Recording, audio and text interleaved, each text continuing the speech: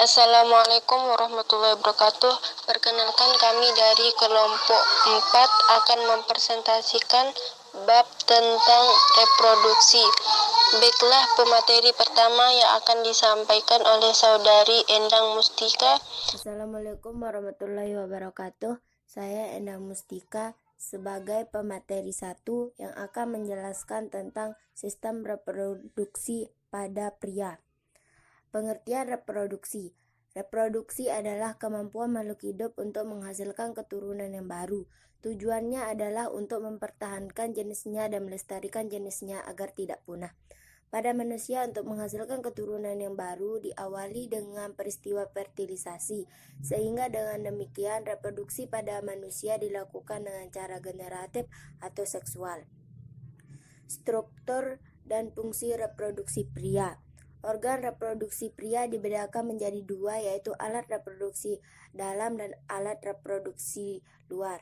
Yang pertama, penis. Penis terdiri dari jaringan-jaringan otot, jaringan spons yang lembut, pembuluh-pembuluh darah, dan jaringan saraf. Urin keluar dari tubuh seorang pria melalui lubang kecil yang terletak di ujung kepala penis. Ketika bayi laki-laki lahir, penis diselubungi oleh kulit luar yang longgar. Tujuannya adalah untuk kebersihan dan kesehatan. Kulit yang menutupi penis dipotong sekira-kira 1-1,5 cm sehingga mudah dibersihkan. Yang kedua, buah zakar. Buah zakar terdiri dari kantong zakar yang di dalamnya terdapat sepasang testis dan bagian-bagian yang lainnya. Yang ketiga, testis. Testis merupakan alat untuk memproduksi sperma. Untuk memproduksi sperma diperlukan suhu yang sedikit lebih rendah dari suhu tubuh. Oleh karena itu, menjelang kelahiran, testis turun dari dalam rongga tubuh menuju kantong pelir. Skrotum menjaga suhu testis. Jika suhu testis terlalu panas, skrotum mengembang. Jika suhu dingin, skrotum mengelut sehingga testis lebih hangat. Di dalam testis terdapat saluran-saluran halus yang disebut saluran penghasil sperma atau tubulus seminiferus. Dinding sebelah dalam saluran tersebut terdiri dari jaringan epitelium dan jaringan ikat. Di jaringan epitelium terdapat sel induk sperma atau spermatogonium, yaitu calon sperma, sel Sertoli yang berfungsi member makan sperma, sel Leydig yang berfungsi untuk menghasilkan hormon testosteron. Yang keempat, pes differens. Pes differens merupakan saluran yang menghubungkan testis dan kantong sperma. Pes differens berjumlah sepasang dan bagian ujungnya terletak di dalam kelenjar spons. Yang kelima, kantong sperma. Kantong sperma berjumlah sepasang dan berfungsi untuk menampung sperma sebelum dikeluarkan dari tubuh seorang pria. Proses pembentukan sperma. Proses ini dipengaruhi oleh hormon-hormon. Pertama, hormon gonadotropin dihasilkan oleh hipotalamus yang merangsang kelenjar hipofisis bagian dengan agar mengeluarkan hormon FSH dan LH. Yang kedua, FSH berfungsi mempengaruhi dan merangsang perkembangan tubulus seminiferus dan sel Sertoli untuk menghasilkan ABV, protein pengikat androgen, yang memacu pembentukan sperma. Yang ketiga, LH berfungsi mempengaruhi dan merangsang sel-sel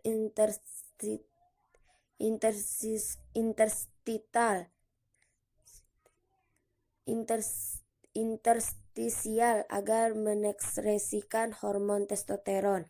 Yang keempat, hormon testosteron berfungsi merangsang perkembangan organ seks primer pada saat embrio belum lahir, mempengaruhi perkembangan alat reproduksi dan ciri kelamin. Sekunder, misalnya jambang, kumis, jakun, suara membesar, serta memelihara ciri-ciri kelamin sekunder dan mendorong spermatogenesis. Cuma ini yang dapat saya jelaskan. Saya kembalikan yang selanjutnya akan dilanjutkan oleh pemateri 2. Assalamualaikum warahmatullahi wabarakatuh. Dan pemateri kedua yang akan disampaikan oleh Saudari Nurul Hakmah. Assalamualaikum warahmatullahi wabarakatuh. Saya, pemateri 2, akan menjelaskan tentang struktur dan fungsi reproduksi pada wanita.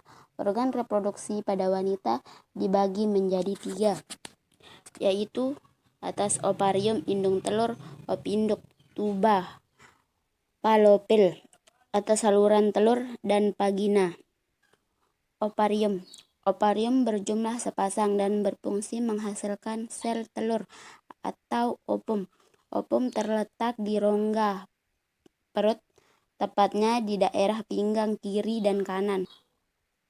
Ovarium diselubungi oleh kapsul pelindung dan mengandung beberapa folikel. Setiap folikel mengandung 1 sel telur. Dan selanjutnya, sel telur yang sudah masak akan lepas dari ovarium. Peristiwa tersebut disebut ovulasi. Selain menghasilkan sel telur, ovarium juga berfungsi menghasilkan hormon estrogen dan progesteron. Dan yang kedua, opiduk. Opiduk berjumlah sepasang dan berfungsi mengarahkan ovum ke arah rahim dengan gerakan peristaltik. Ujungnya berbentuk corong berjumbai-jumbai atau biasa dikenal fimbriae.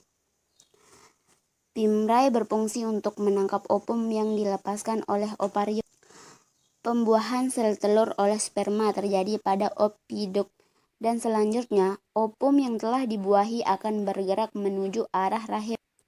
Rahim merupakan tempat perkembangan dan pertumbuhan embrio hingga dilahirkan.